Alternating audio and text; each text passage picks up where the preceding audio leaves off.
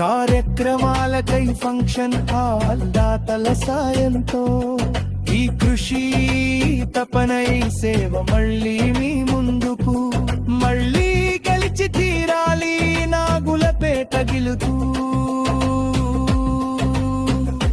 ఇవన్నీ ప్రభుత్వ సొమ్ము కాదు, గ్రామాన్ని ప్రేమించే మనుషుల సహకారం.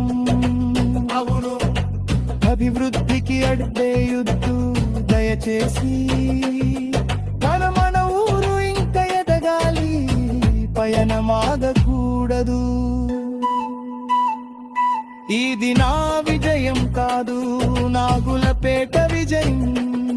మీ ఓటు మీ నమ్మకం మాకు శ్రీరామ రక్షణం.